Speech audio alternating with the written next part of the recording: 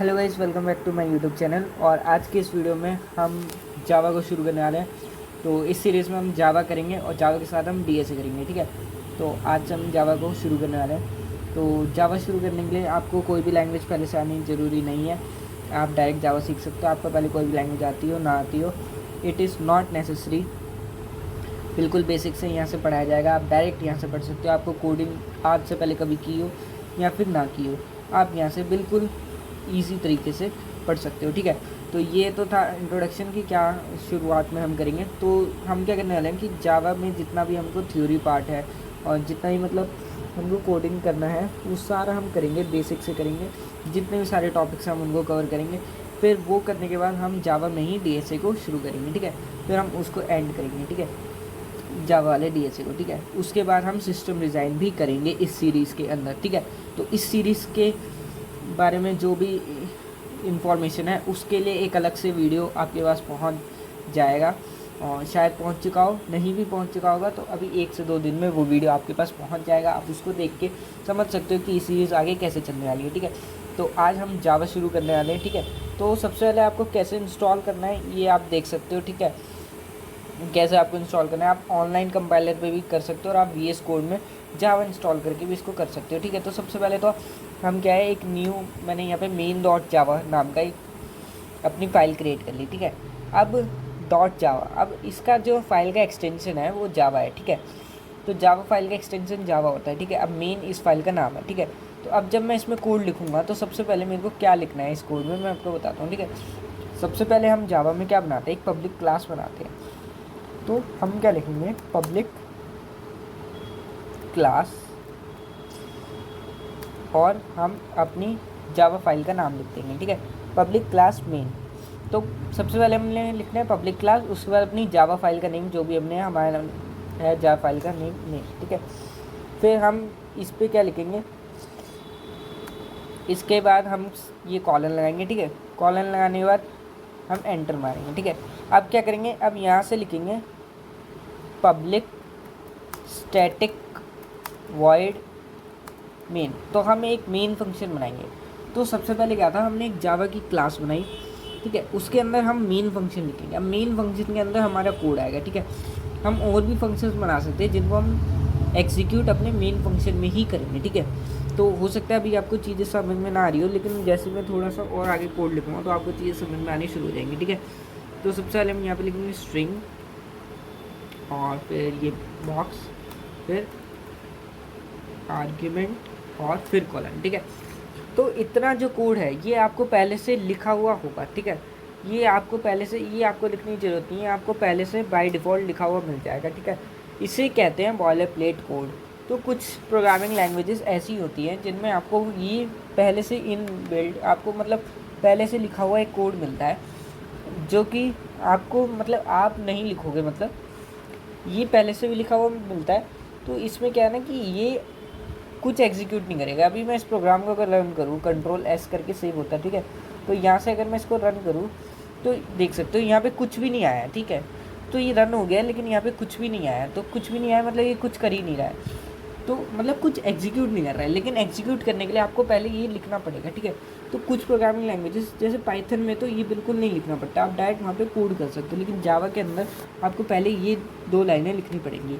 अब इनका मीनिंग हम आने वाली लेक्चर्स में देखेंगे, क्योंकि अभी इनका मीनिंग शुरुआत में समझ में नहीं आएगा। शुरुआत में आपको बस ये 2 लाइनें याद करके अपने कोड में लिख देनी है। अब अपना कोड कहाँ से शुरू करेंगे, हम इस मेन फंक्शन के अंदर अपना कोड लिखना शुरू करेंगे, ठीक है। अब इस मेन फंक्शन के अंदर हम अपना पहला कोड लिखते हैं कि हमको कोई भी लाइन जो है वो प्रिंट करानी है। जैसे मैं प्रिंट कराना चाह रहा हूँ कि हेलो वर्ल्ड, तो अब उसको मैं कैसे प्रिंट कराऊँ, ठीक है। तो उसके लिए हम कोड लिखते हैं।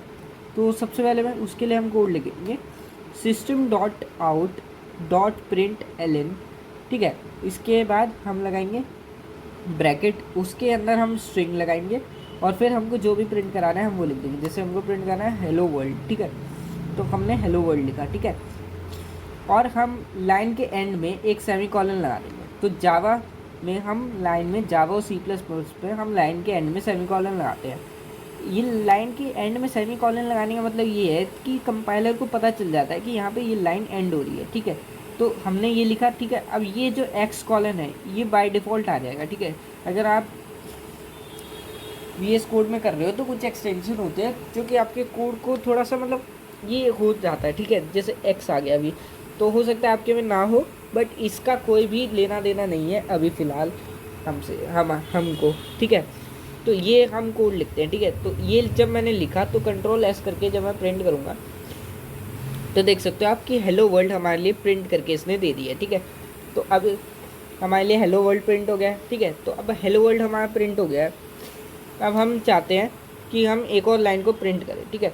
तो जब आप यहाँ पे सीसो लिखोगे और एंटर दबा दोगे वी एस कोड में, तो बाय डिफ़ॉल्ट आपके लिए लाइन लिख देगा। तो ये एक शॉर्टकट है जिससे आप अपनी प्रोग्रामिंग स्पीड को फास्ट कर सकते हो, ठीक है। अब दोबारा दूसरी लाइन लिखते हैं, दोबारा दूसरी लाइन लिखेंगे हेलो जावा, ठीक है। अब कंट्रोल एस दबाना है आपको, सेव फिर रन। तो कईयों का क्या होगा ना कि आप सेव नहीं करोगे तो वो रन नहीं होगा, तो कंट्रोल एस आपको हर बारी दबाना जरूरी है, ठीक है। अब हेलो वर्ल्ड आपका प्रिंट हुआ और उसके नीचे हेलो जावा, ठीक है। अब मैं ये जो एल एन लगा रहा हूँ, अगर मैं ये एल एन को ना लगाऊँ, ठीक है, अब मैं ये एल एन को ना लगाऊँ अगर, तो क्या फ़र्क होगा ये देखते हैं, ठीक है।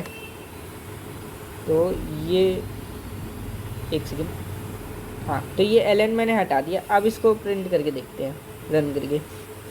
तो अब क्या हुआ ना, हेलो वर्ल्ड और हेलो जावा अब ये एक ही लाइन में आ गए। अब ये बीच में स्पेस नहीं है, तो एल एन ने क्या करा कि जब प्रिंट के बाद में मैंने एल एन लगाया तो क्या हुआ ना कि नेक्स्ट लाइन में आ गया, हमारा नेक्स्ट लाइन में आ जाएगा। तो हेलो वर्ल्ड लिखा हुआ है और जो नीचे वाला है ये नेक्स्ट वाला, ये हमारी नेक्स्ट लाइन में प्रिंट हुआ है। तो एल एन क्या करता है कि प्रिंट के आगे जब भी आप एल एन लगा दोगे तो ये अगली स्टेटमेंट जब आप लिखोगे तो वो नेक्स्ट लाइन में आएगी। अगर आप इसको नहीं लगाओगे तो वो उसी के साथ लिखी हो जाएगी, ठीक है। तो ये काम होता है हमारा प्रिंट एल एन का, ठीक है। तो ऐसे हम लिखते हैं प्रिंट स्टेटमेंट। अब बात करते हैं हम कि वेरिएबल्स को कैसे डिफाइन करते हैं। तो वेरिएबल्स हमारे कई तरह के होते हैं। तो जैसे कि हमारे पास स्ट्रिंग वेरिएबल होता है, इंटीजर वेरिएबल होता है। तो सबसे पहले हम इंटीजर वेरिएबल देखते हैं, ठीक है। तो इंटीजर आपको पता ही है कि क्या होते हैं। तो सबसे पहले हम एक वेरिएबल डिफाइन करते हैं एज नाम का। तो उसको कैसे डिफाइन करना है, तो इंटीजर में हम एज लेंगे, ठीक है। तो इंटीजर है क्योंकि, तो सबसे पहले हम उसको डिफाइन करेंगे कि इंट है वो, ठीक है। तो इंटीजर को हम यहाँ पे कीवर्ड लिखेंगे इंट, ठीक है। इंट के बाद हम लिखेंगे एज और इक्वल टू हमारी एज कितनी है। तो लेट सपोज हमारी एज है 18, तो हमने 18 लिखा और सेमी कॉलन क्यों लिखेंगे, क्योंकि ये लाइन को एंड हो रही है। तो लाइन जब भी एंड होती है तो हमको सेमी कॉलन लगाना होता है। अब नेक्स्ट लाइन में मैं लिखता हूँ सीसो। और अब एक और चीज़ हम देखते हैं, अगर मैं स्ट्रिंग लगा के एज लिखूँ यहाँ पर और कंट्रोल एस दबा के मैं इसको रन कर दूँ, तो अब क्या होगा ना, ये इसने एज जो मैंने यहाँ पे लिखा था वो प्रिंट कर दिया। अब वहीं पे मैं ये एज को सेमी कॉलन के अंदर ना दे के डायरेक्ट दे दूँ और कंट्रोल एस दबा के प्रिंट कर दूँ, तो अब क्या होगा, ये एज की वैल्यू दे देगा, ठीक है। तो ये चीज़ एक नोटिस करने वाली है, ये आपको याद करनी है, ठीक है। मतलब आपको ये समझनी है, ठीक है, कि एज अगर मैं डायरेक्ट आपको लिख दूँ तो ये हो जाएगा कि इसकी वैल्यू दे देगा। और अगर मैं स्ट्रिंग लगा के लिखूँ तो वो क्या होगा, जो आपने चीज़ लिखी है वो प्रिंट कर देगा, ठीक है। तो ये हमारे पास प्रिंट स्टेटमेंट थी, ठीक है। तो इस तरह से हम क्या कर सकते हैं, वेरिएबल को डिफाइन कर सकते हैं। अब नेक्स्ट वेरिएबल को हम देखते हैं कि स्ट्रिंग को कैसे डिफाइन करना है। स्ट्रिंग डिफाइन करने के आपको लिखना है स्ट्रिंग, और स्ट्रिंग में आपको नेम लिख दिया मैंने, इक्वल टू स्ट्रिंग क्या होता है, ये स्ट्रिंग यानी हमारा कोई वर्ड्स हो गया, तो वर्ड वगैरह हमारे आते हैं। तो स्ट्रिंग, अब नेम लिखते हैं हम अक्कू, ठीक है। और ये, और इसके बाद हम क्या कर सकते हैं, सीसो, ठीक है। और यहाँ पे हम लिख देंगे नेम इसके अंदर। तो अब ये क्या करेगा, हमारे लिए नेम को प्रिंट कर देगा, ठीक है। नेम की वैल्यू क्या थी, अक्कू, तो ये हमारे लिए प्रिंट कर देगा, ठीक है। तो इस तरह से हम इसको प्रिंट करा सकते हैं, ठीक है। अब इसके बाद हम देखते हैं, इसके बाद हमारे पास क्या है, इसके बाद हमारे पास आता है एक इफ़ एल्स कंडीशनल स्टेटमेंट। तो कंडीशनल स्टेटमेंट के बारे में हम देखते हैं। तो क्या है, जैसे कि हम कुछ कंडीशन लगाते हैं, जैसे कि मैं डिफ़ाइन करता हूँ इंट एज, मैंने 18 को डिफ़ाइन कर रखा है, ठीक है। तो इसको हम वहाँ से कट करते हैं और इसको भी हम यहाँ से हटाते हैं अब नीचे मैंने प्रिंट कर दिया, मतलब पेस्ट कर दिया, ठीक है। अब क्या करते हैं, कंडीशन स्टेटमेंट लगाते हैं कि हमारी एज अगर 18 या 18 से ऊपर है, लेट से फ़िलहाल के लिए हम एज को ले लेते हैं 17। तो अगर हमारी एज 18 या 18 से ऊपर है तो हम वोट कर सकते हैं, और 18 से कम है तो हम वोट नहीं कर सकते, ठीक है। तो इसके लिए हम क्या कोड लिखते हैं कि इफ़, तो कंडीशन स्टेटमेंट कैसे लगाते हैं हम ये देखते हैं। इफ़ अब हमको लगाना है ये ब्रैकेट, अब एज, और हम कंडीशन लिखेंगे एज अगर हमारी बड़ी है तो ये वाला साइन लगाएंगे, एज बड़ी है हमारी 18 से अगर, फिर हम क्या लगाएंगे ये कॉलन, ठीक है। अब ये कॉलन क्यों लगाते हैं कि ये कॉलन बताता है, ये वाला जो भी कर्ली ब्रेसेस है ये बताता है कि ये जो हमने कोड लिखा है अभी ऊपर वाली लाइन में, ये वाला ये इसके नीचे आ रहा है, मतलब अब हम जो भी लिखेंगे वो इसका एक पार्ट है। अब ये ख़त्म हो गया, अब इसके नीचे हम लिखेंगे तो मतलब ये इफ़ कंडीशन से अलग है, इफ़ कंडीशन के बाहर है। तो ये इफ़ कंडीशन में अगर सेटिस्फाई होता है तो इसके बीच में मैं जो लिख रहा हूँ वो रन होगा, नहीं तो ये रन नहीं होगा, ठीक है। अब इफ़ एज हमारी बड़ी हो जाती है 18 से तो हम क्या प्रिंट करेंगे, सीसो, तो हमको प्रिंट करना है यू कैन वोट, ठीक है। तो अब ये हमारे लिए प्रिंट करेगा यू कैन वोट। अब हम एक एल्स कंडीशन बनाएंगे, एल्स अगर ये कंडीशन वर्क नहीं करती है तो हमारे लिए क्या प्रिंट होगा, फिर हम ये कर्ली ब्रेसेस लगाएंगे और फिर एंटर दबाएंगे। अब इसके बीच में हम जो लिखेंगे, तो अगर एल्स वाली कंडीशन में वो आता है तो हमारा ये जो बीच में है यहाँ हम जो लिखेंगे वो रन होगी चीज़, ठीक है। अब यहाँ पे वापस हम लिखेंगे सीसो,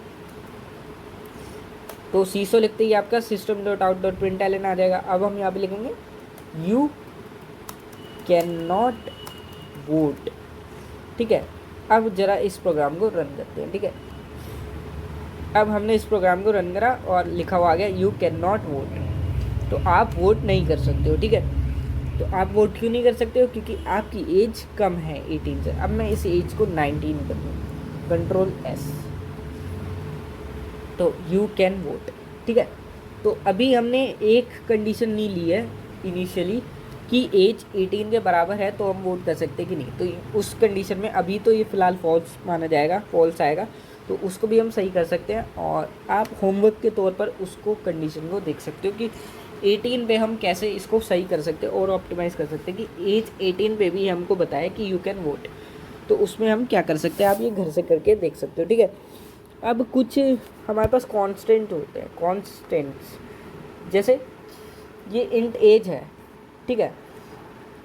अब ये एज की वैल्यू पहले 19 थी, अब मैं एज की वैल्यू को अगर बाद में जाके 20 कर दूँ, ठीक है, और वापस लिखूँ सीसो और प्रिंट करा दूँ एज, ठीक है। तो अब एज की वैल्यू 20 प्रिंट हुई है, ठीक है। तो ये क्या किया मैंने कि मैंने पहले एज डिफाइन करी थी 90, ठीक है, इंट एज बराबर में 19।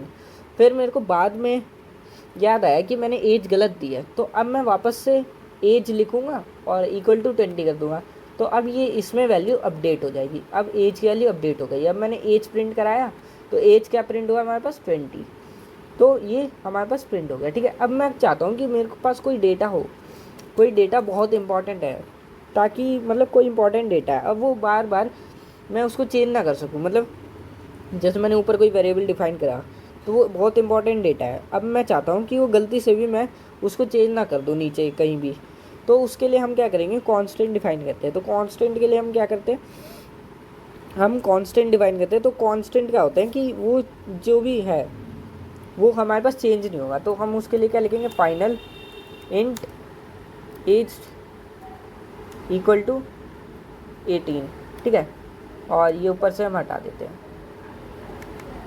अब क्या होगा कि एज हमारी 18, अब ये कांस्टेंट हो गई है, ठीक है। अब 18 आया हमारे पास, अब हम इसको चेंज करके देखते हैं। अब हम जब लिखेंगे एज इक्वल टू 19, तो अब प्रिंट करते हैं, तो अब क्या हुआ, अब ये हमारे लिए एरर दे देगा कि 19 you can not assign a value to a final variable as, ठीक है। तो अब हम जब भी ऐसे चेंज करने की कोशिश करेंगे तो हमको एरर आ जाएगा, ठीक है। तो ये तब किया जाता है कि जब आपको कोई भी चीज़ को चेंज ना करना हो, मतलब गलती से भी वो चेंज ना हो जाए, कोई इंपॉर्टेंट डेटा हो, तो उसको आप कांस्टेंट डिक्लेयर कर सकते हो जिसको आपको चेंज करने की नीड ना हो, ठीक है।